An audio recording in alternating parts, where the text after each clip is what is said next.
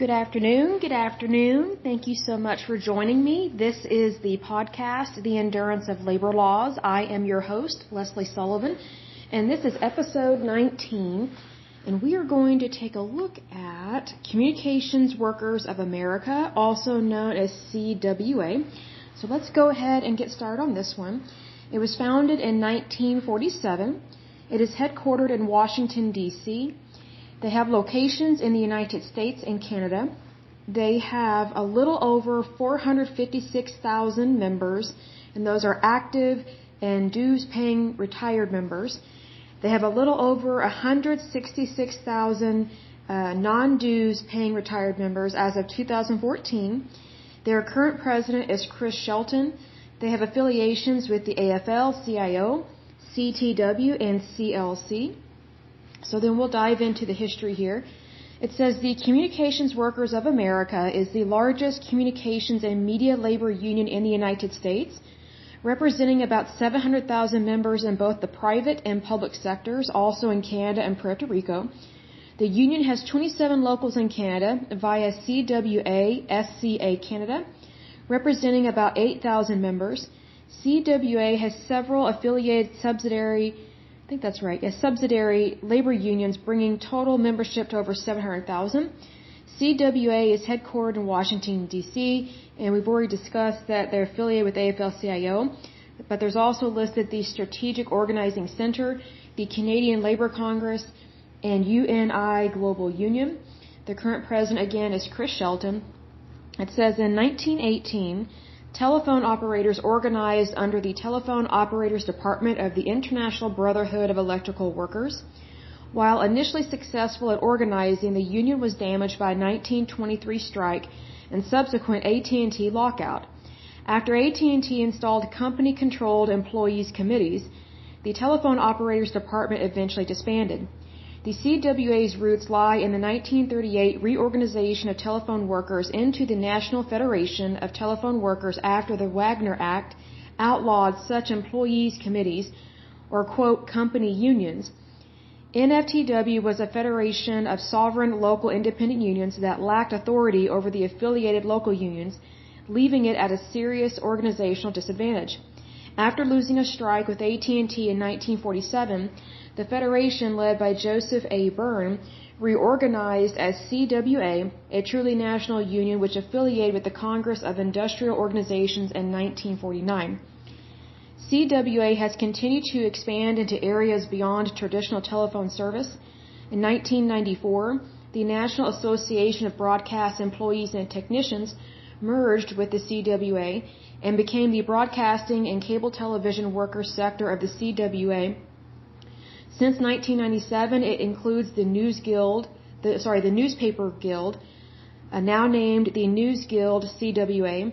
In 2004, the Association of Flight Attendants merged with CWA and became formally known as the Association of Flight Attendants CWA, or AFA-CWA. In 2020, CWA launched the campaign to organize digital employees, initiative to unionize tech, video game, and digital workers, which has led to CWA becoming a major union for U.S. and Canada tech worker organizing, which I don't think that's a good idea, and here's why.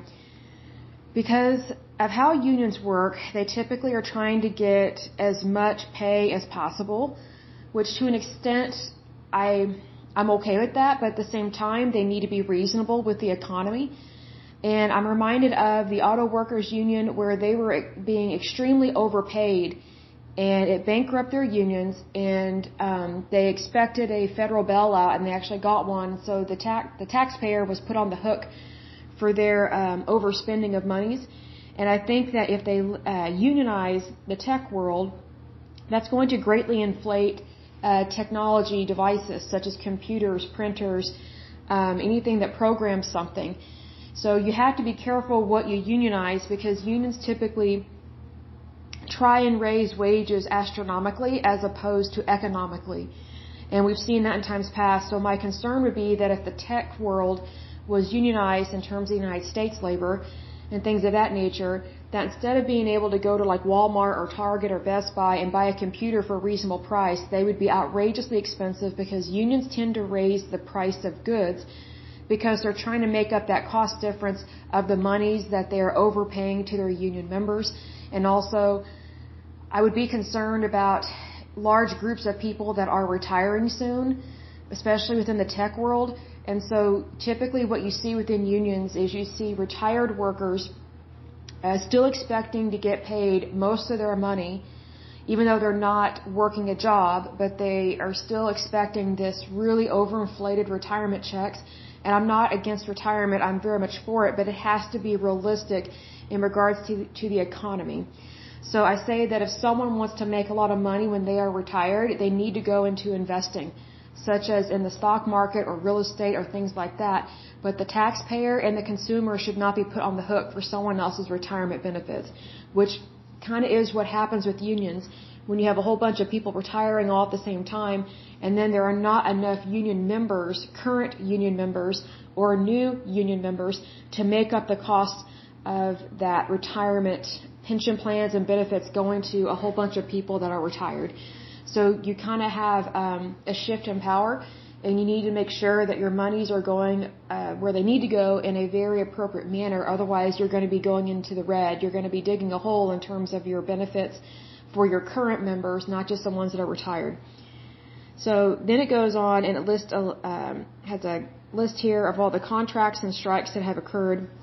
So the first one is 1955.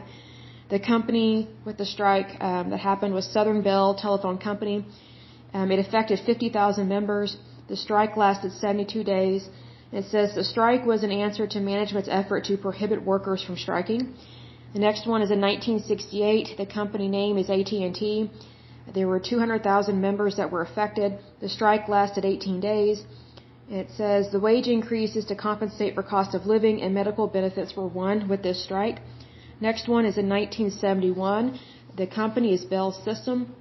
There were 400,000 members that were affected. The strike lasted for 9 months. I personally think that is ridiculous. It should not take that long to come to an agreement. If it does, then there's probably a problem with the union if they're being unrealistic. But in this situation, it was a cost of living adjustment, and it was one for the workers, but probably only because they held up for so long. So it makes you wonder how many people did not get services that they were supposed to get because the union members were not doing their work. They were not doing the job. The next strike was in 1983 with Bell System. 600,000 members were affected. The strike lasted 22 days.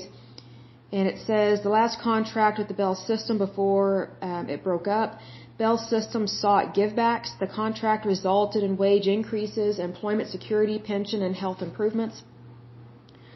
The next strike was in 1986 with AT&T. 175,000 members were affected. The strike lasted 25 days. It says COLA clause suspended in contract. I don't know what COLA stands for, what it is. I'll have to research that. It says the former Bell System contracts vary substantially from the AT&T contract. That doesn't really explain what this strike was about. In 1989, there was another strike with AT&T. 175,000 members were affected. It doesn't say how long the strike was, but it says child and elder care benefits were added to the contract. COLA clause removed from contract. Next strike was in 1989 with NYNEX is the name of the company. 175,000 members were affected. The strike lasted 17 weeks, which is way too long. I find that ridiculous. Strike was due to major health care cuts by NYNEX. The next strike was in 1998. The company name is US West.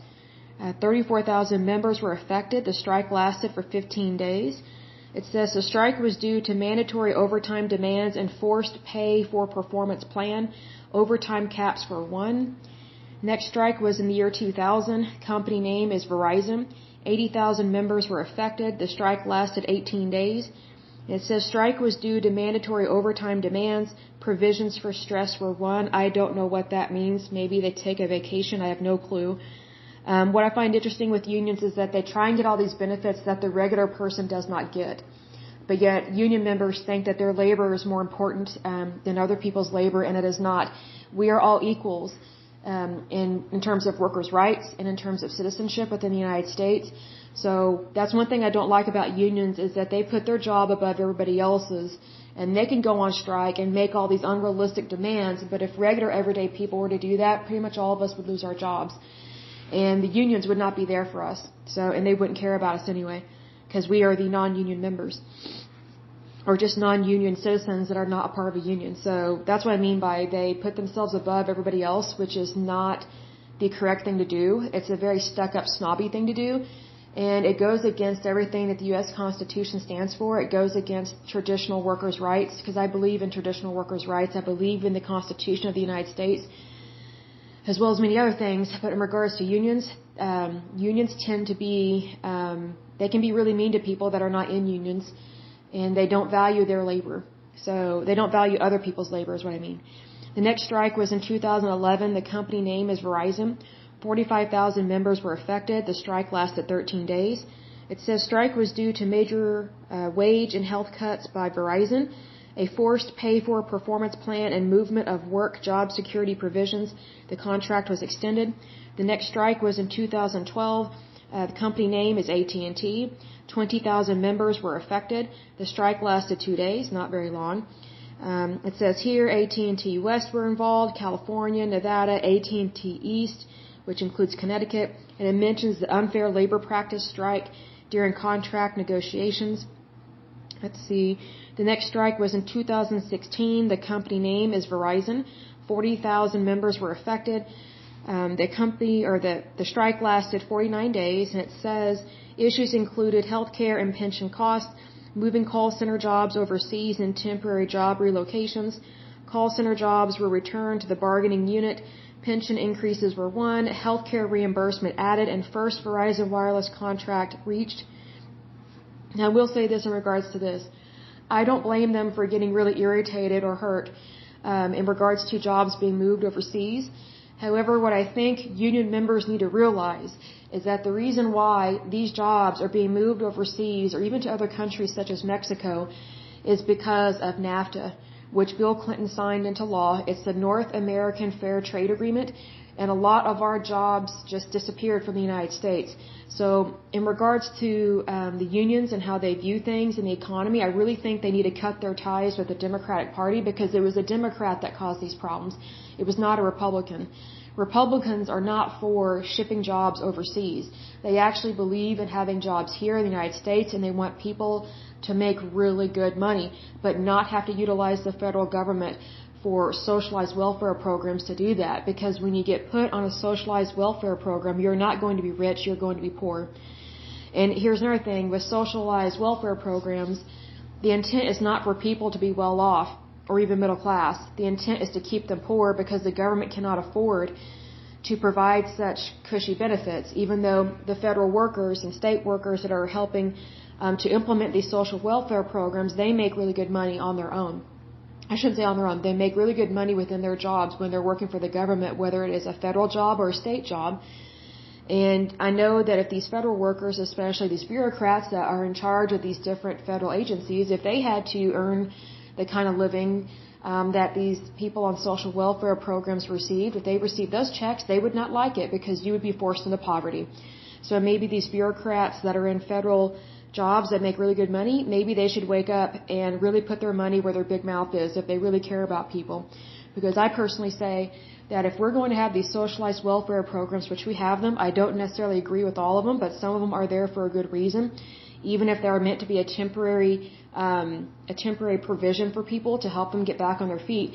But if we are going to have these socialized welfare programs, I think the federal government should increase the benefits that people get, make it like a middle class job. But I guarantee you the federal government will not do that, because it knows that it's not affordable, it's not feasible, and the federal government is just really, I was going to say a bloated bank, because the federal government loves to tax people and loves to take in the dough, as they say, from people's paychecks, but they don't like to dough it out. Because it seems like all these people that work for the federal government, and some state governments, they just like to spend other people's money but not their own. And it's very unfortunate, because sometimes there's this mentality that goes along with that kind of job, and it grows over time, if not immediate, when they get in office or they get that kind of job. It's like it's easier to spend someone else's money than your own. So they don't really care about people, is the thing. So then the next strike in regards to this article was in 2019. The company name is AT&T. 20,000 members were affected. The strike lasted 5 days, and it says it affected AT&T Southeast, and unfair labor practices strike during contract negotiations.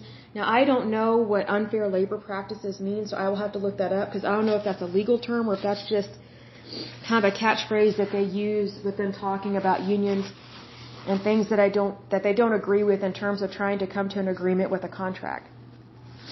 So then it goes on to talk about membership.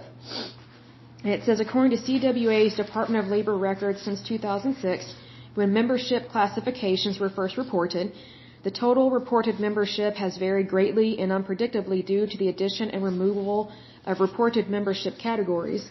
As of 2014, around 27% or a fourth of the union's total membership are classified as non-dues paying retirees and not eligible to vote in the union. The other voting eligible classifications are active, and that is at 65% of the union, and dues paying retired are sitting at 8% of the union. CWA contracts also cover some non-members known as agency fee payers, which number comparatively about 7% of the size of the union's membership. This accounts for a little over 166,000 non-dues paying retirees and a little over 52,000 dues paying retirees, plus about a little over 43,000 non-members paying agency fees compared to 404,289 active members. So what concerns me about this is having retirees in the union, and if they are non-paying, then I don't really see the point of them being in there. And I just hope that they're not getting all these benefits that the union cannot afford to dole out.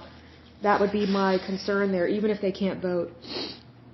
So then it goes on, it lists all the different unions that are affiliated with this particular union, meaning that this union started out with telephone operators, but it expanded and kind of gobbled up these other smaller unions to give themselves more memberships and to give themselves more members' dues, so that way they could collect more monies. So let's take a look at this. The first one is Association of Flight Attendants, and it represents over 55,000 flight attendants at 22 airlines. It was established in 1945, and it became affiliated with the CWA in 2004. The next one is the International Union of Electronic, Electrical, Salaried, Machine, and Furniture Workers, and they represent over 45,000 manufacturing and industrial workers, and they became affiliated with CWA in 2000. The next one is the News Guild, which represents over 26,000 journalists and media workers at wire services, newspapers, magazines, and broadcast news. This one was established in 1933 and became affiliated with the CWA in 1995.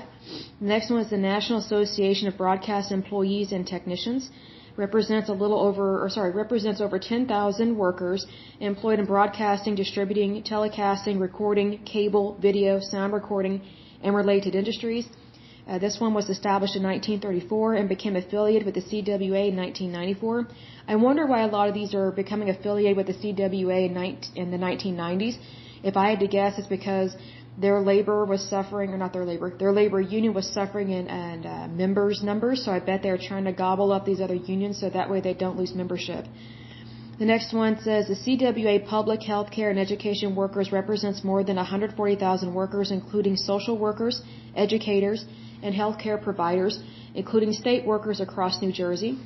Next one is Printing, Publishing, and Media Workers sector, was formed from the merger of the International, I don't know how to pronounce this word, but I'm guessing I think it's typographical union printers, but if you were not to have that word the way it looks there, it should be typography, if I remember correctly. It says it represents over 8,000 workers in a diverse range of occupations in daily newspapers, commercial printing, and mailing operations and graphic design. If I had to guess, they will probably lose a lot of numbers in terms of workers with this because a lot of things are moving away from actual print and they're going more digital, which is probably why they're trying to gobble up the tech industry, which concerns me because I don't want the tech industry to be unionized at all because it would greatly inflate tech services of any kind, which again, that inflation, the cost of that would be passed on to the consumer, which would be you and me, regardless of whether you are in a union or not. The next one is University Professional and Technical Employees, represents over 16,000 clinical lab technicians, computer resource specialists, editors, lab assistants, museum scientists. I have no idea what a museum scientist is.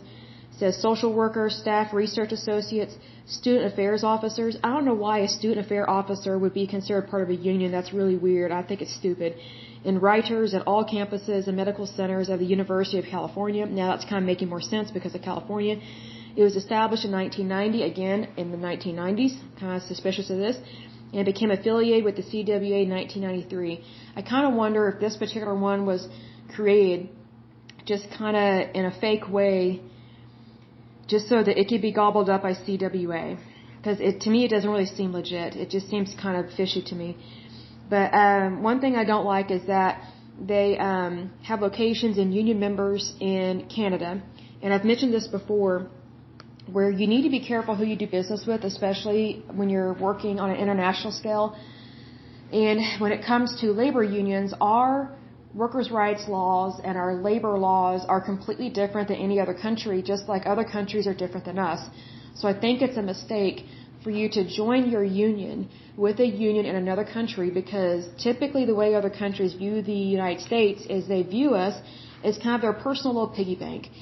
And so if I was in a union that was located in the United States, I would be very concerned about my membership dues going to another country and paying for stuff that I don't agree with. So if it was me, I would want an audit of this union, and I would want to know how much monies are collected and where are those monies going. And plus, this article does not talk about whether or not this union gives to the Democratic Party, because as we've seen in times past with the other unions, they give quite a bit of money to the Democratic Party, even though the Democratic Party has not been all that great to unions. I personally think that the Democratic Party is using unions just as a way to get votes, and they just use people. Because if the Democratic Party actually cared about unions, they would have never been okay with NAFTA. They would have never allowed jobs to be taken overseas, because once you remove jobs out of the United States, it's very difficult to get them back. And unfortunately, people just tend to blame the companies that are doing that. But, you know, before NAFTA, not very many companies were relocating their jobs overseas, because number one, it wasn't beneficial, and number two, they wanted people in the United States to have jobs. So, but unfortunately, because of outsourcing, which can happen in any country, but when it hit the United States, it hit the United States really bad. So I think that if the Democratic Party actually cares about people, actually cares about workers, they will immediately do away with NAFTA, which is the North American Fair Trade Agreement, and give the United States a chance to rebuild its economy, to get those jobs back, and give employers a chance to rehire people, retrain people, and to grow in those positions within their industry. Because at this point, it's going to be very difficult to move forward in terms of the way that we need to if you still have NAFTA in effect, if you still have high tax brackets where it's corporate returns or individual returns in terms of taxes. I think taxes, doesn't matter what kind of tax it is, it should not be higher than 10%. Because anything over that tells me the federal government is overspending in so many ways, and it's not really helping people. Because look at it this way. We have a pretty high tax bracket in the United States, whether we want to admit it or not. But what's interesting is that even though we have a high tax bracket, we still have people that are not getting their disability checks. We still have citizens that are not getting their Social Security checks. We still have our veterans that are not being taken care of. But yet we have all these monies that are being pulled out of our paychecks, meaning you and me. It's being pulled out of our paychecks, but yet it's being spent in a very non-ethical manner. So it's almost like misappropriation of funds. But I use that cautiously when referring to the federal government, because the federal government can give itself permission to use funds in any way that it can, which is why it's very important for the Senate and the Congress to call the federal government out on this, because especially the Congress, because they have the power of the purse, as they say. And so the Congress, whether it is Democrat or Republican, they need to be extremely responsible and take it seriously about how monies are used, because those are our tax dollars. And here's the thing, once those tax dollars are removed from your paycheck, you pretty much are never getting those monies back. Like, just because you think that because your tax dollars are being pulled out of your paycheck and going to the federal government, there's no guarantee that you are going to get Social Security. Like, I'm only 37, but I've known since my 20s that Social Security is a waste of time. It's not run very well. It's very horribly run. It's overinflated, and it's mismanaged. So there was just always this perception, and I think it is true that, Social Security, there's a pretty big chance that it won't be there when I get to retire. So I've learned not to rely on the federal government, because I think that's a mistake. Because I think too many people are relying on people that have cushy federal bureaucrat jobs. And here's the thing, bureaucrats don't care about you. They don't care about us. They're not paid to care. They're just paid to spend our money. So when you're paying someone to spend your money, you have to be careful, how do I word this? You need to be careful how much trust you put in individual people, not necessarily your government, but individual people. Because when we talk about the government, per se, we the people are the federal government, we the voters. And that means citizens. Non-citizens, people that are here illegally, or people that are here legally, but they just have a worker's permit of some sort. If you're not a citizen, you're not a citizen. Nothing against you, but you're not part of the federal government. You're not really part of our democracy in terms of how this country is run. Just because you work here, that really doesn't give you a say in the things that go on in the United States just because you're not a citizen. That's not to diss you. That's not disrespectful. That's just a fact. Because as citizens of the United States, it is our job as citizens of the United States to take care of our own people first. Because if we don't take care of our own people first, then we have already failed. And it's like, if we can't take care of our own first, then how can we take care of anybody else? So I really think, my personal opinion, this is a side note, I really think that the federal government should stop spending or stop sending any tax dollars overseas to any organization or to any country, because those monies need to stay within the United States. We have quite a few people on our social welfare programs that they need help, and they need help right now. And unfortunately, the federal government just isn't doing much about it in terms of the bureaucrats in D.C. or wherever they, have their lovely abode, as they say. Another thing that needs to be fixed and repaired is how our veterans are treated, and that they get the best possible care. Because we have a lot of veterans that, they go to the VA, and it's just a crappy, horrible hospital, excuse my language, but they just get horrible care. And it's not like even the workers that work there, whether they're doctors, nurses, or front desk people, or social workers, not very many of them are very nice. They don't always enjoy their job. And the biggest reason is because of management and mismanagement. It comes from the higher-ups within the government. The bureaucrats that are in charge of the VA are pretty much ruining the work environment for the people that actually work at the VA, and then that gets passed down into inadequate and inappropriate health care that is being administered to our veterans, and our veterans deserve better. Like, I've never served in the military, but I don't have to serve in the military to know that what's going on in the VA is completely wrong and horrible, and that should be corrected immediately. So, for example, if a veteran has been exposed to any kind of chemical while they were serving this country, they need to get immediate health care for that. And even if they get diagnosed like 10 or 20 years later, and we know there's a cause and effect or a correlation, even if there isn't specific scientific data directly associated with it, if they have been exposed to something, and then they develop a health condition later, the federal government, which is you and me, our taxpayers, should pay for their health care. Because we made that promise to these people, to these men and women when they joined our military, and they served our country, they protected us, they protected you and me from harm from our enemies. The least we can do is help them get the best possible health care, like 5-star treatment, not 2-star or 1-star treatment, which is exactly what they're getting right now. But they need to be receiving a 5-star treatment, because if I want 5-star treatment, if that's what I think I deserve, then that's what the VA deserves. That's what these veterans deserve. But unfortunately, when you have socialized medicine, even in small little outlets like the VA and you have Social Security and things like that, and WIC, Women, Infant, Children, that's a horrible program. It's not run very well. And I know for a fact on that, I can't remember if I mentioned this in a previous podcast, but way back in the day when I was a teeny bopper, one of my first jobs was working at a grocery store. And the number one thing that disappointed me was how many women were on Women, Infant, Children. They're just having sex just stupidly and having all these kids by all these different daddies or whatever. But anyway, even though they were doing that, they were applying for this program, Women, Infant, Children. It's called WIC. And the government would help them with baby formula, baby food, diapers, things like that. And the federal government or whoever pays for it, I can't remember if it's federal government that pays for it or if it's at a state level. I just don't remember because I was so young and I didn't really understand all of it at the time. But what I do know is that whatever the government was buying or paying for these women, it was crappy stuff. It was the bottom of the barrel, just absolute crap. Like, there is no way I would put my kid on any of these baby formulas that these women were allowed to buy because they were the worst baby formula. There were horrible diapers. The baby food was just pathetic. It was like cheap of the cheap. It wasn't Gerber. It wasn't the top of the line food. And I was so disappointed. Like, even though I am a Republican, I think that if you're going to have any kind of welfare, you need to give the best of the best to your people because these are your people. These are people that you have promised to take care of if they are on these government programs. So if I was in charge of that government program, I would totally upgrade it.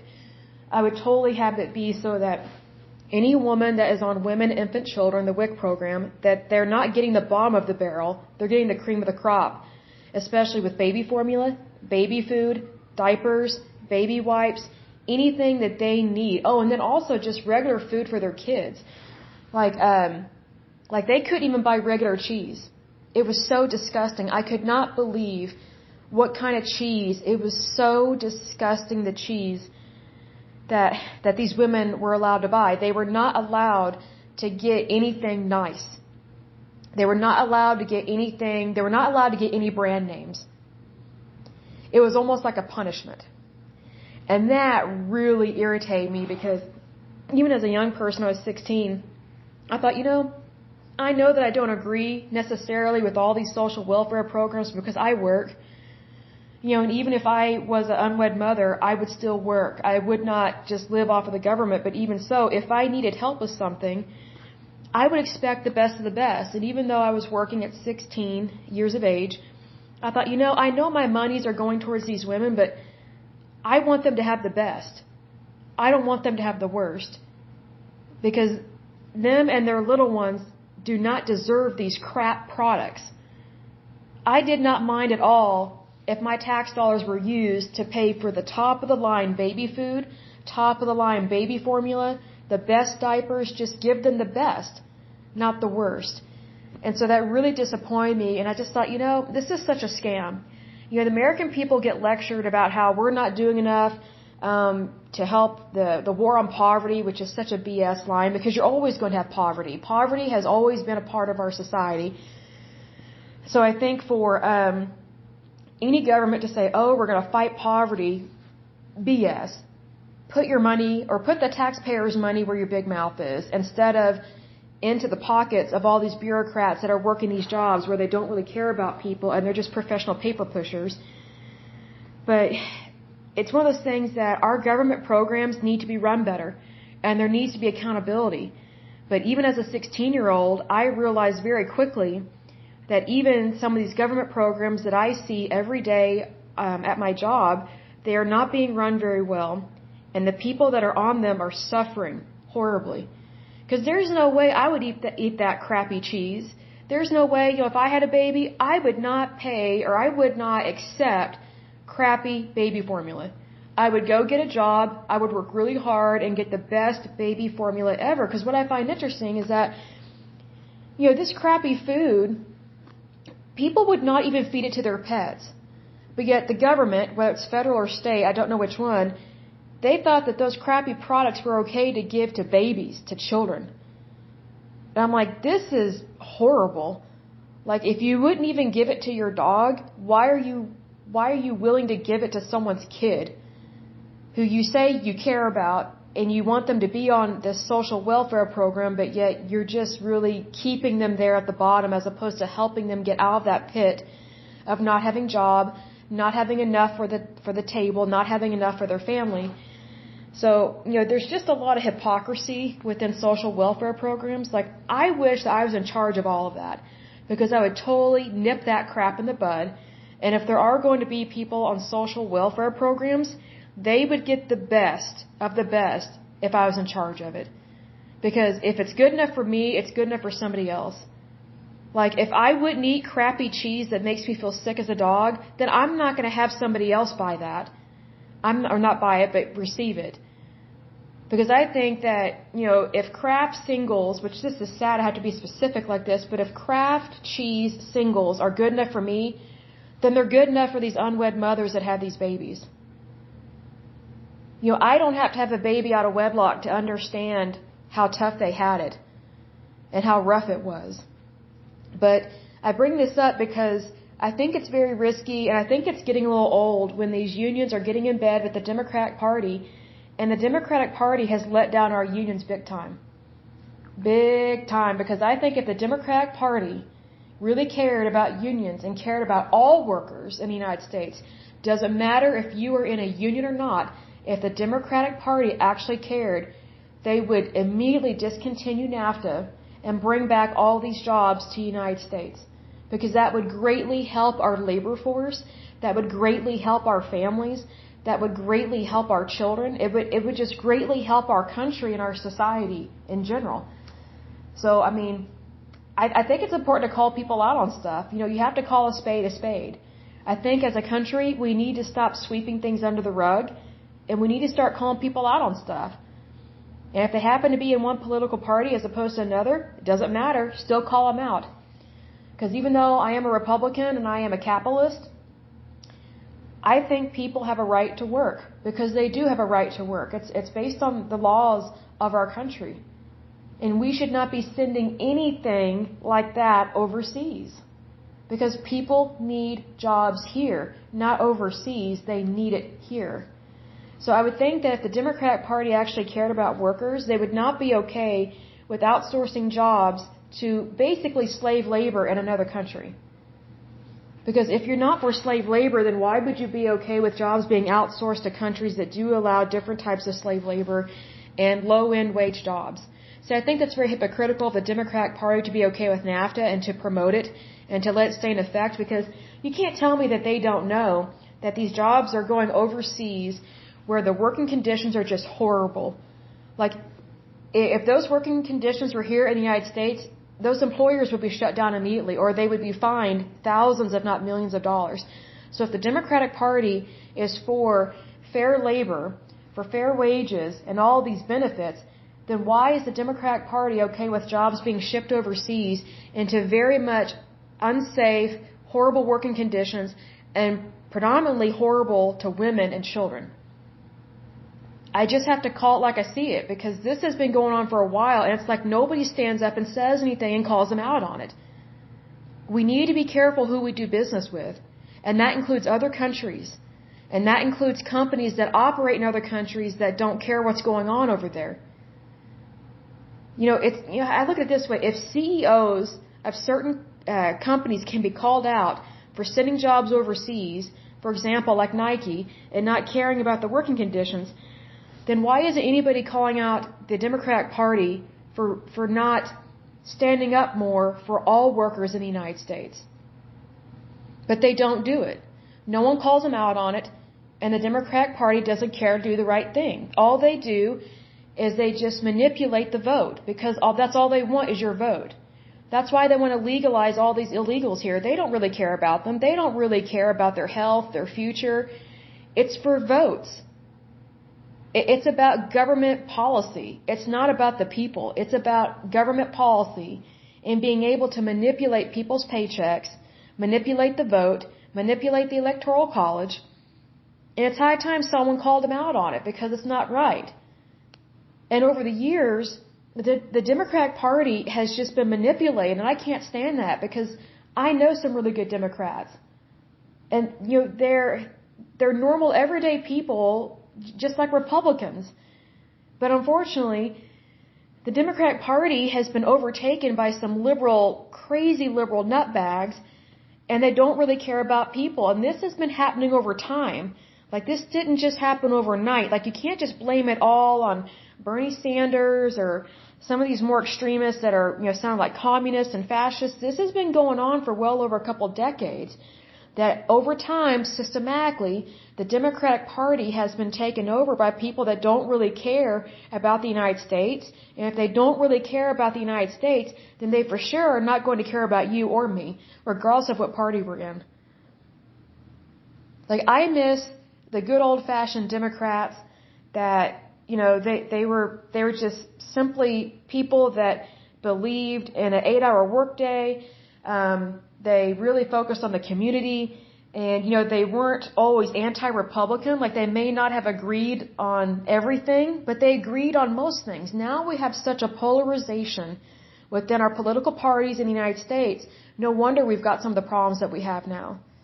So if anything, I wish more people would wake up to the fact that we need to depolarize.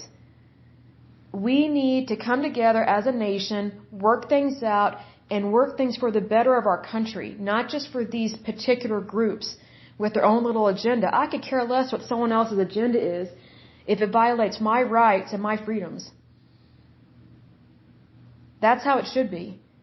If someone else's agenda goes against your rights and violates your freedoms, then guess what? Their agenda is completely in the wrong. And you don't have to honor that agenda. Because your rights and your freedoms come from the Constitution of the United States of America. And if you have to take that all the way to the Supreme Court to prove it, then by all means do so. But just so you know, there are certain things that are set in stone in this country. But unfortunately, these crazy liberal nutbags that are infiltrating our federal government and also our state governments, they are just trying to rip apart our Constitution. Here's the thing. If we don't have a Constitution, we don't have a country. And that's what some of these people want. They want to take it over. They think the Constitution is just horrible. I'm like, really? You think it's horrible when you have more rights here than in other countries? It's like, what I tell people all the time is that if you don't like it here, then leave. Find another country that is just as good or better as the United States, and I guarantee you, you will not find one. Because why else would all these people be coming to the United States for freedom, for liberty? It's because they're leaving something bad and they want to come to something good. So that's kind of my tangent on that. But I wanted to bring that up because it does come up in politics and it does come up in everyday life, and I wish more people were aware of things in everyday life so that way they really knew what they were voting on when they go to the voting booth. Because that's where you let your voice be heard. And that's very important. Don't ever throw away your voice, ever, but especially when voting. Because the number one thing that disappoints me is when I look at the stats and I see how many people we have in the United States, how many are legally here, how many can legally vote, and then I look at how many people actually voted. It is very disappointing to see the numbers. Like, I could care less if someone's Democrat or Republican. It is your job to get out and vote when you are supposed to vote. If you are a legalized citizen, and you are a citizen of the United States of America, you have a responsibility to vote. Like, even if someone is a crazy liberal nutbag, I still want them to cast their vote. Even though I don't agree with hardly anything they say or do, it doesn't matter. A vote is a vote. It's very important because our voices are equal. But when people do not get out and vote, regardless of what party they're in, it creates inequality just by people not standing up for what they believe in. And the best way to stand up for whatever you believe in is to vote. So just remember that going forward. The next union we will take a look at is the United Brotherhood of Carpenters and Joiners of America. This one should be interesting. It was founded in 1881. So that will be our next episode for this podcast. So until next time, I pray that you're happy, healthy, and whole, that you enjoy your day and your week. Thank you so much. Bye-bye.